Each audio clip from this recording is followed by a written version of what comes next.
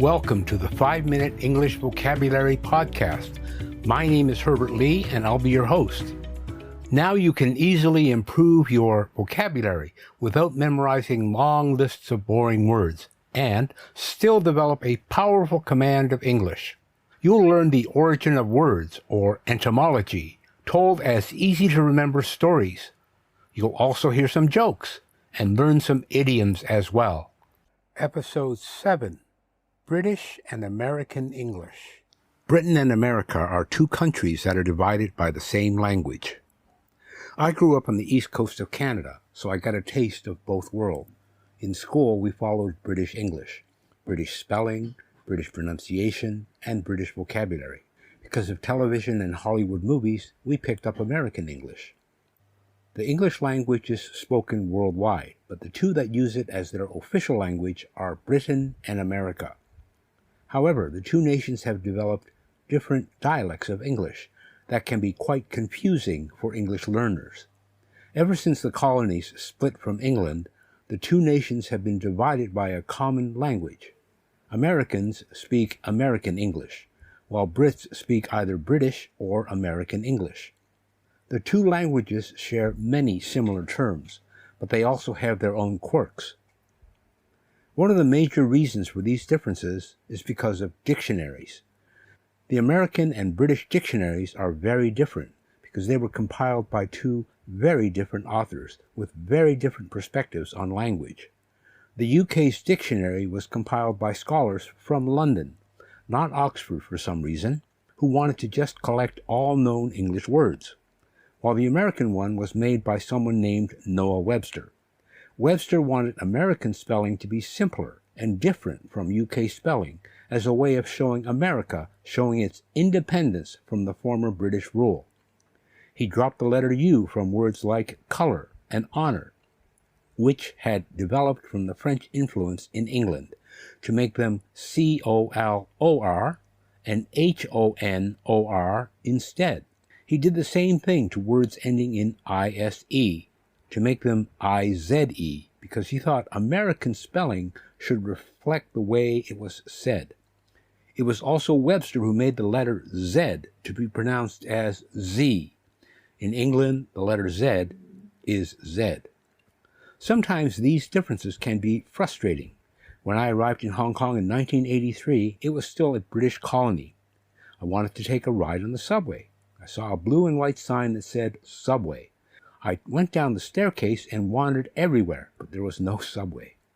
Then I asked someone where the subway station was. He scratched his head and said, "You mean MTR?" I said, "Yes. MTR in Hong Kong is the Mass Transit Railway, the name for the subway system." I found out later that a subway in British English means an underground pedestrian walkway. So differences in British and American English can cause problems. For English learners, it can cause challenges. However, it's important not to dwell on the differences and focus on trying to understand what is being said. It's really counterproductive to spend too much time on trying to figure out if it's British or American English. Just try to get a mix of listening to both British and American English, and you will understand everything better. There are different ways to say the same thing in British and American English. Not that one is right or wrong, just different. And I think this is the way you should look at it. Don't try to make the comparison. When you hear things that don't seem right to you, don't think, are they using British or American pronunciation? Just listen to it and try to understand it. That's the important thing. So, advertisement. In the U.S., you would say advertisement.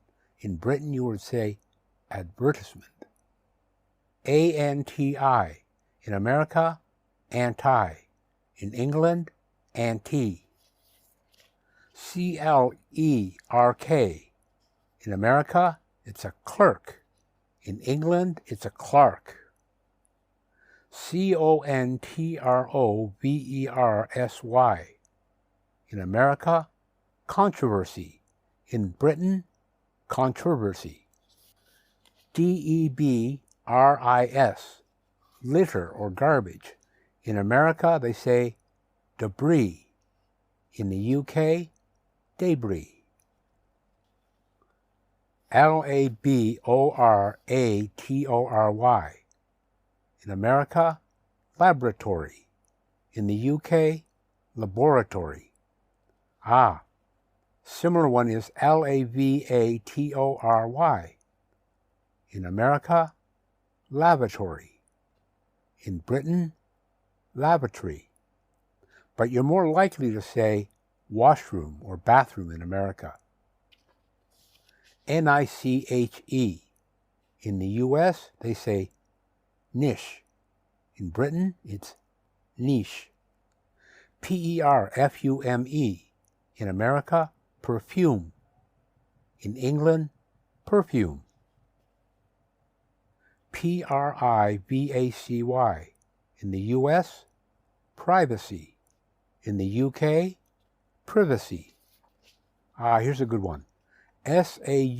saucepan. In America, it's a saucepan. In Britain, it's a saucepan. My favorite. schedule. In America, schedule. In Britain, schedule. And of course, you all know tomato. In America, it's a tomato. In the UK, it's a tomato. vase. In America, it's a vase. In Britain, it's a vase. vitamin. In America, vitamin. In Britain, it's a vitamin. Here are some expressions and idioms that are slightly different on both sides of the pond, Britain and America. In Britain, you would say, bat an eyelid. In America, you would say, bat an eye. Usually it's used in a negative form, so I didn't bat an eye or I didn't bat an eyelid means I wasn't concerned or it didn't throw me off. In Britain, they will say, carry the can. In America, they say, hold the bag. So this means basically the person who is responsible.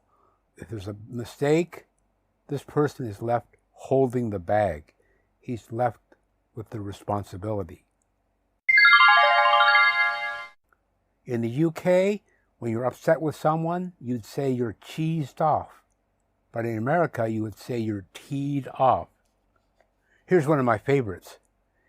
If you're feeling hungry, in the UK, you would say you're feeling peckish. But in the US, you'd be more likely to say, I have a case of the munchies. In Britain, when the company goes bankrupt, you say it goes bust. But in America, you would say, go broke. Something about cars. So if you run a red light, that's an American saying. In England, they say, jump the lights. So that's when you cross the light after the green light has turned yellow.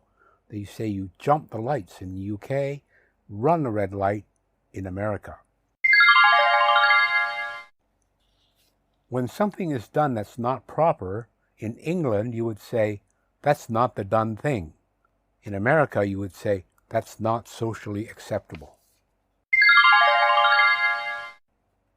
If someone is nervous about something, in British English, you would say they're on tenterhooks. In America, you would say on pins and needles.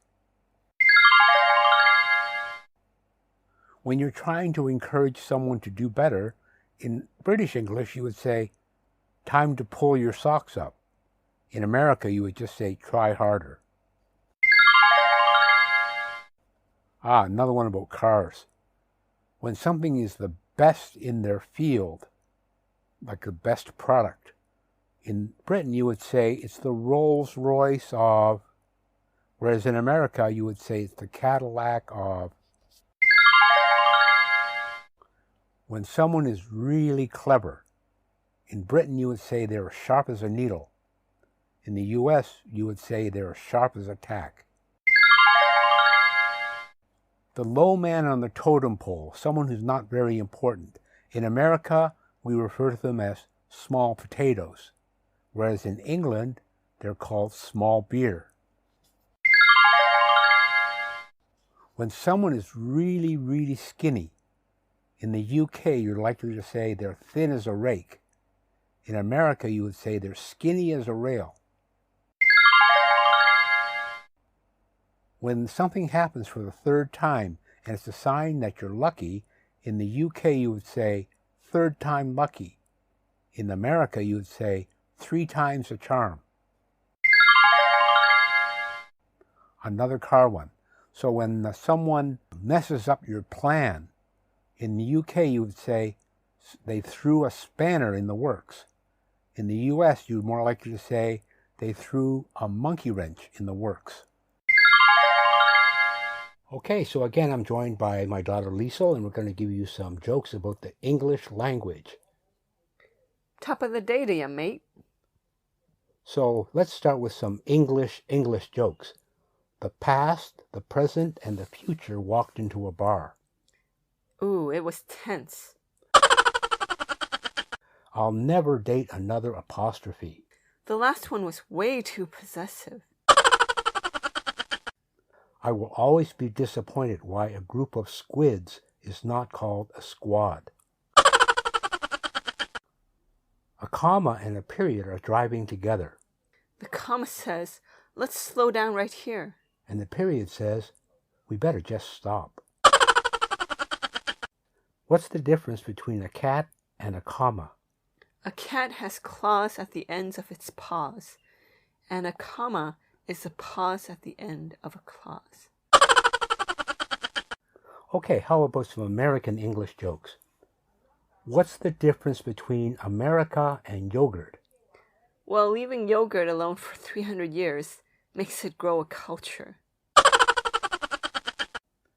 What do you call someone who speaks many languages? Multilingual. What do you call someone who speaks 2 languages? Bilingual.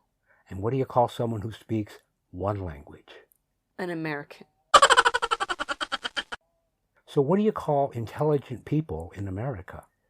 Tourists. Oh, now let's get on to some British English jokes.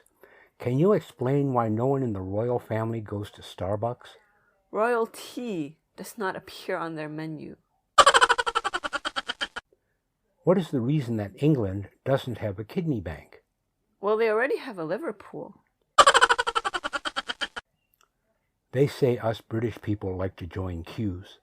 We do not, and I will be the first in line to tell you that.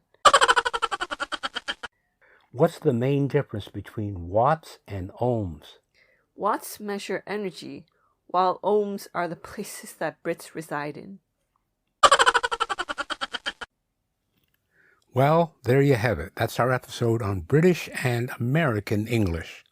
Just one final point, remember, don't look so much at the differences of British and American English.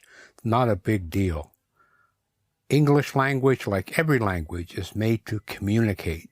Language is a tool for unity, to bring people together. That's how you should look at British and American English. Next week, we're going to be talking about quarantine and COVID. So until then, this is Herbert Lee saying bye for now.